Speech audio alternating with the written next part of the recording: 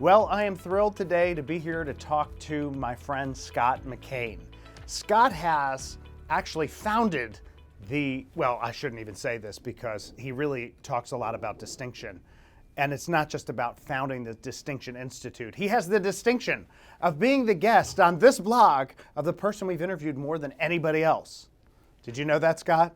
I didn't know that. Really? That is really true because you are an iconic. Skip, I'm blown away. Thank you, my friend. That's who you are. Well, he is an incredible speaker. If you have not heard him speak, he's a Speakers Roundtable member, regularly hits the top. Everybody that hears Scott is like, wow. And you will always hear those comments. But he is also an author of many, many books that are fantastic. We interviewed him for his book on Taxi Terry. But he has many books. But the book that we're talking about today is his best book yet.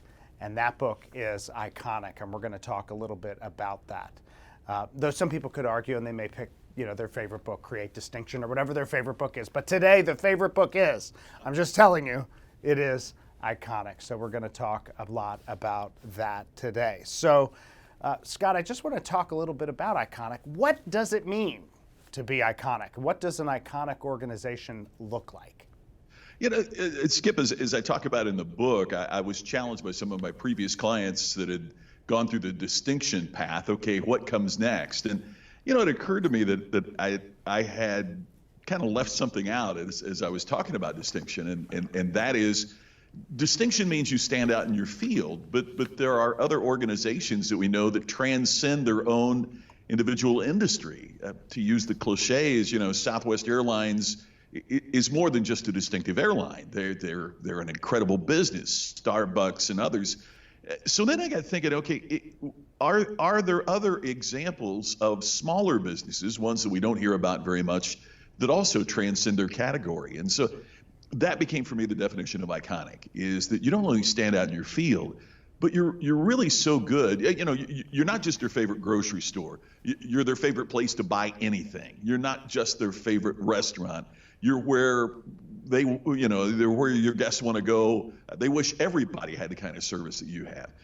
And so I tried to isolate what were the things that made them stand out and what made them transcend that category. So that was kind of my definition, my working definition of what iconic is. I like it. So it means, I wonder, some organizations probably shouldn't then perhaps try to be iconic. Is that true? Yeah, I don't mean to sound like my old college professor in my logic class that I did not get a good grade in many years ago, but you can be distinctive and not be iconic. In other words, you can rise to the top of your industry, but not necessarily transcend your category. But you can't be iconic unless you're first distinctive. And so what organizations need to do first is to learn how to stand out and be unique in their own category. But then when they want to raise the game, this is the ultimate level of distinction when you truly become iconic. So should we delve into your history of your past logic class at all? Probably. No, let's not. Probably not.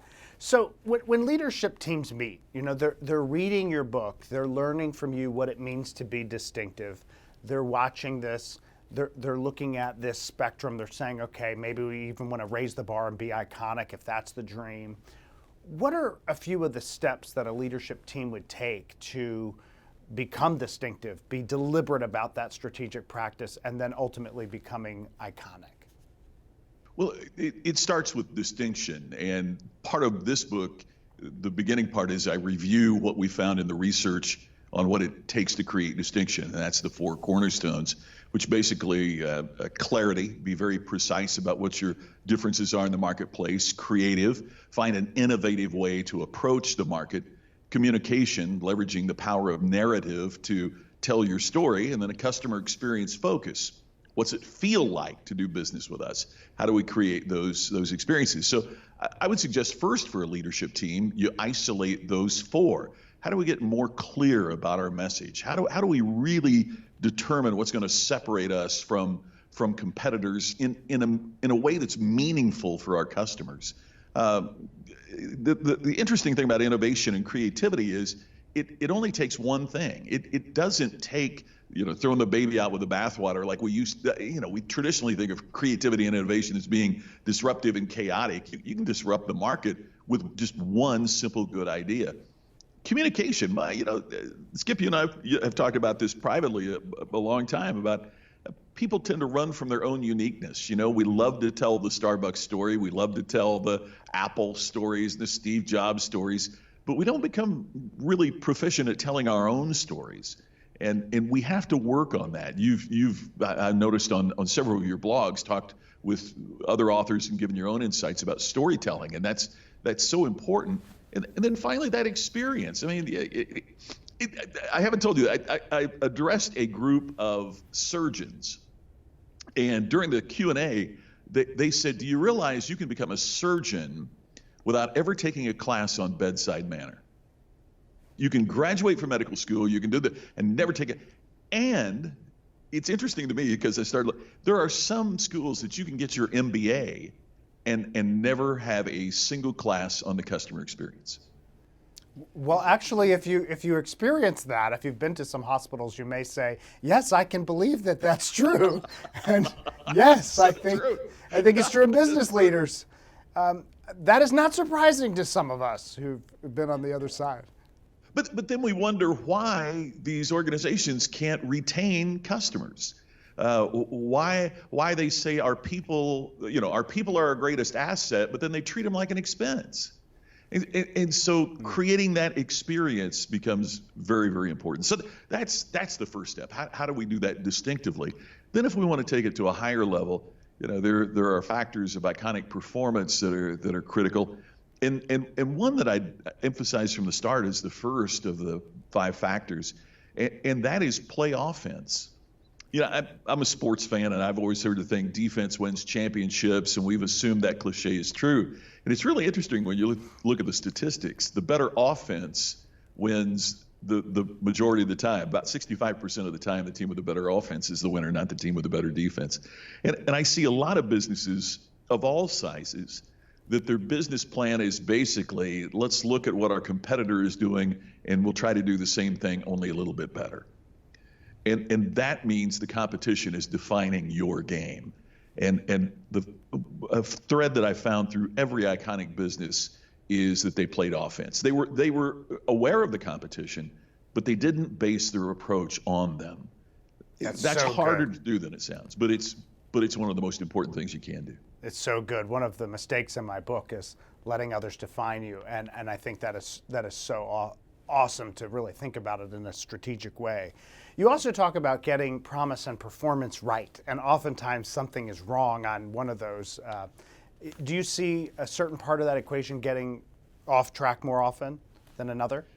Yes, in several levels, Skip. And to me, that's the most important part of the book, is what you just identified, that the customers really only judge us based on 2 factors: the promise that we make to them and the performance that we deliver based upon that promise. Now, that sounds very simplistic, but the more you drill into it, first of all, it's the promise the customer perceives we have made. And there might be some disconnections between what the customer perceives as the promise and what we think the promise really is. So we've got to get into that. But at the end of the day, what customers want us to do is exactly what we promised that we would do. They want it delivered as we promised when we said we would deliver it.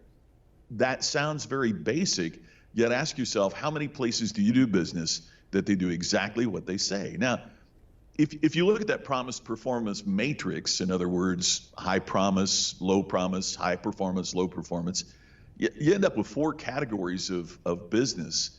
And you can have the laggards, low promise, low performance. Think of Sears. They didn't deliver much, but they didn't promise too much either. They were at least you could. Exactly. At least they were telling us the truth.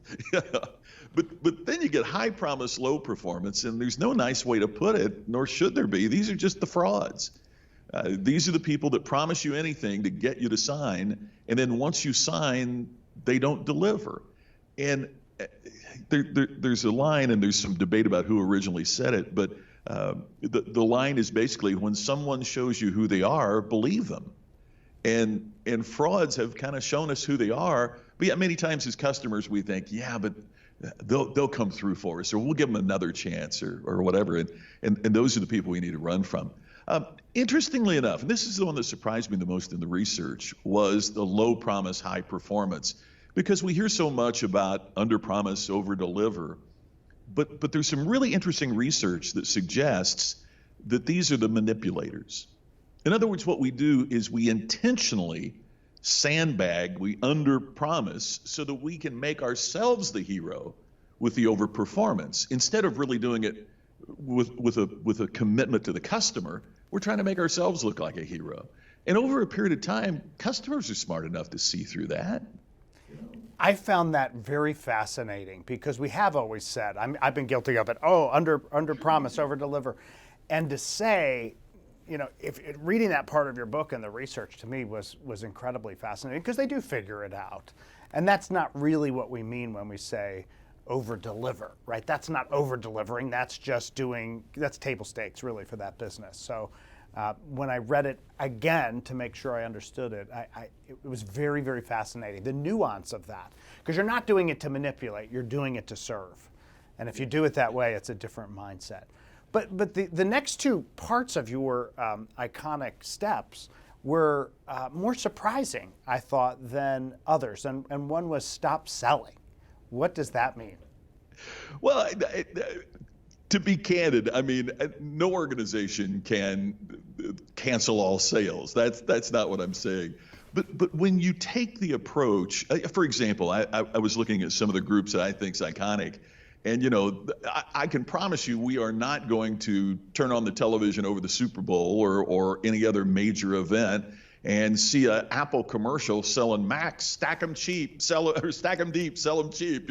We got a fire sale on them. Come on, it's just not going to happen. Disney is not going to say, hey, and now we're cheaper than Universal.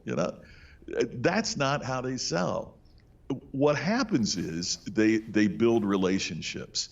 They find a way through the power of their promise and performance to attract us. The late, great Jim Rohn in personal relationships always said, the success you attract will always be more significant than the success you pursue.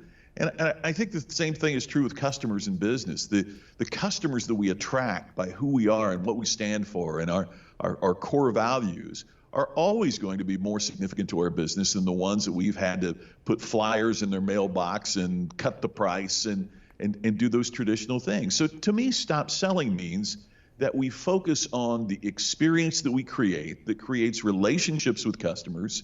And, it's not that Amazon doesn't sell, but how they sell through the recommendation. Your friends purchased this, you might be interested too. Other people through suggestion and through relationships, to me, is the future of business. The other thing is too, Skip, when we look at the fundamental shifts from transactions to subscriptions that we see in the marketplace now. Porsche is one of our clients. They are pioneering that you pay them a monthly fee and then you can just come get different cars while you're a part of that subscription program. Who would have thought that automobiles would have gotten to the point of subscriptions? But you only have that when you're not trying to close the sale or close that transaction, that you stop selling and start building these ongoing relationships. Yeah, I love that model too, and it's going to be the wave of the future, and it's happening. I think that's fascinating.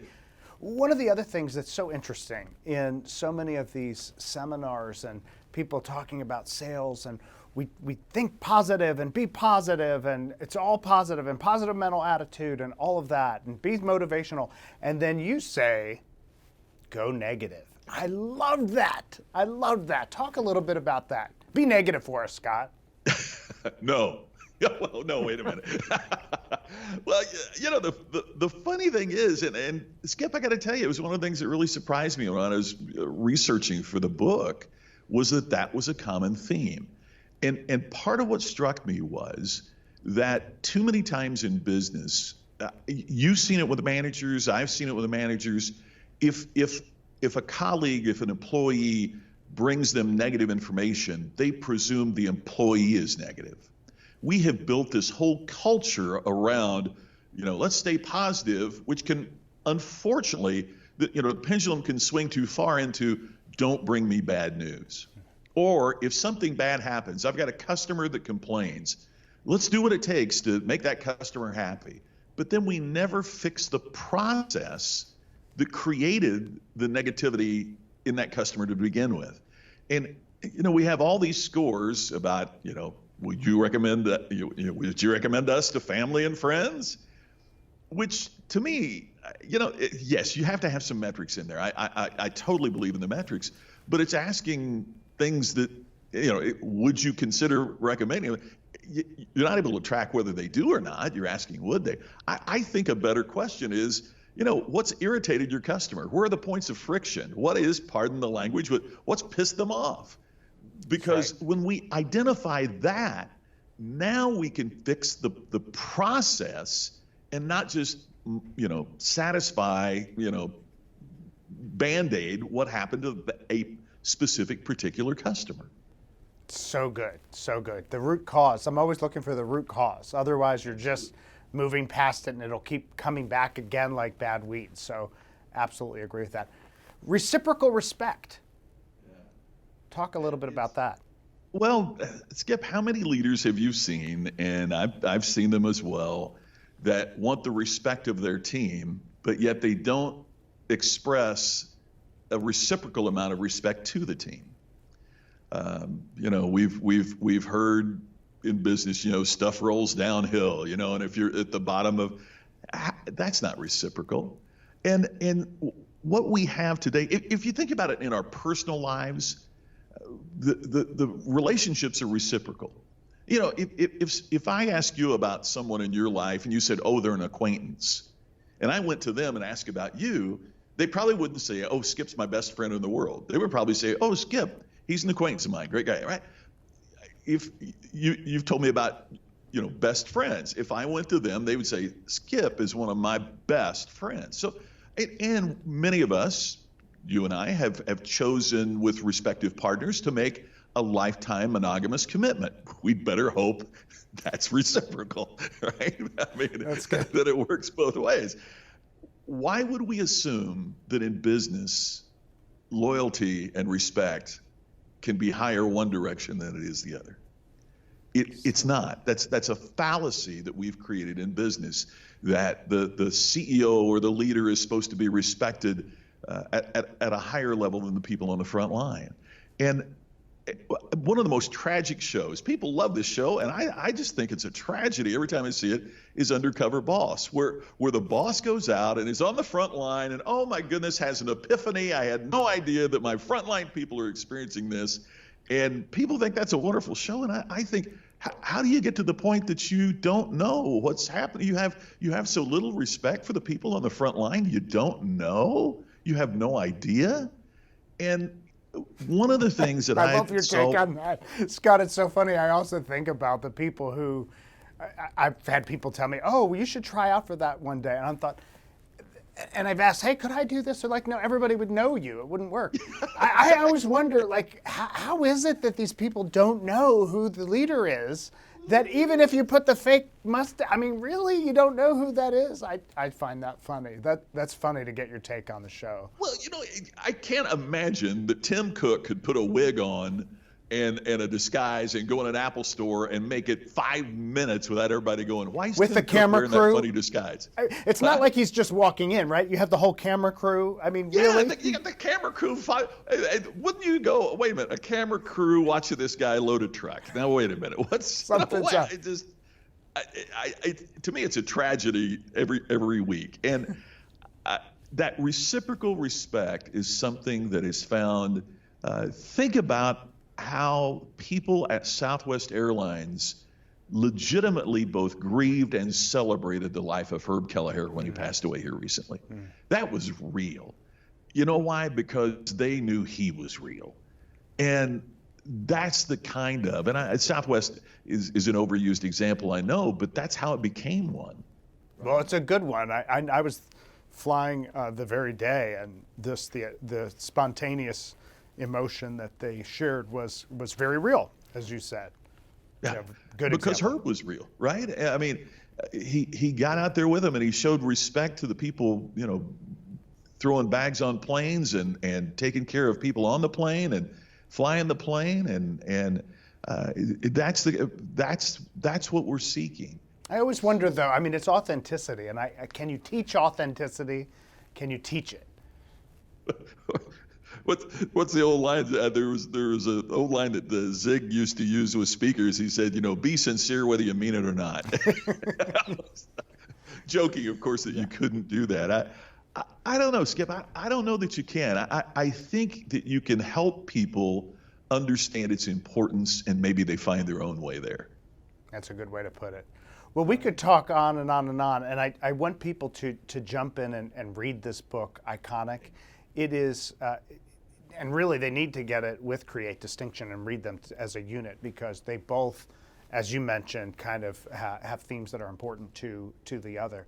But I just want to end with one different question, because people that follow you may know you from your speaking and writing and all of the different things that you do, the Distinction Institute, or from the distinction of being on here more than anyone else. But it may be different. It may be that people don't know that you are a great music lover, that you're passionate about music.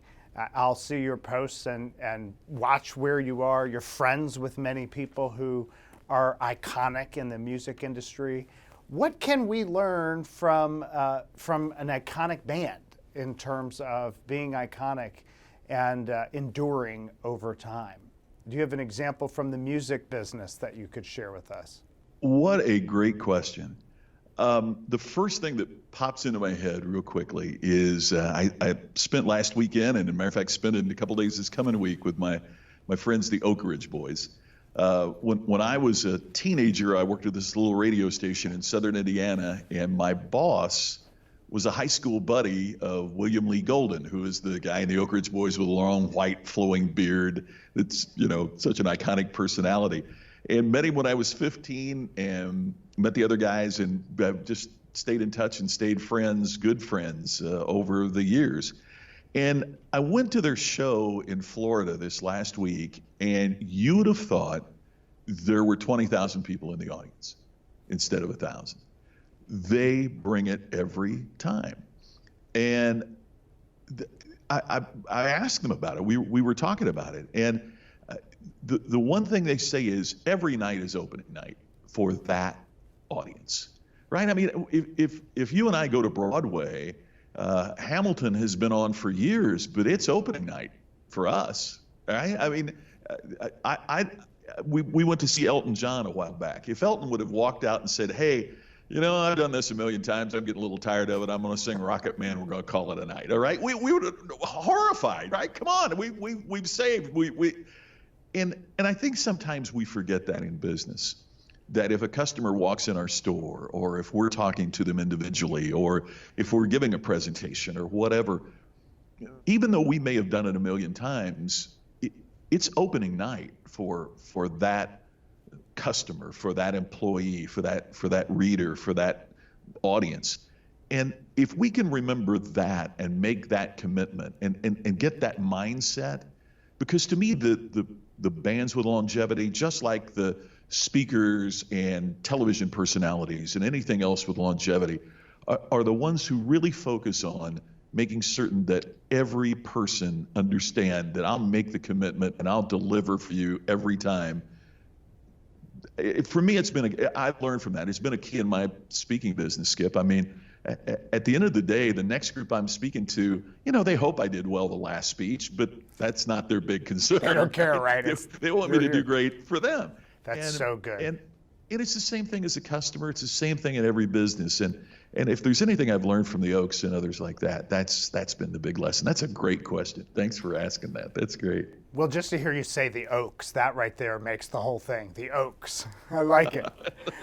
But it is great to remember that lesson, and the lesson that all business is show business. So we want to thank you, Scott, for sharing with us what it takes to be iconic and really move up to be more distinctive. And I think everybody wants to stand out and do the best that they can and strive to serve in better and better ways. So thank you for sharing that with us. And it is a great book. It really, truly is iconic. And we look forward to many more books that you have in you, but this one is really special to me. This one's really good. So thank you so much for it, and best wishes.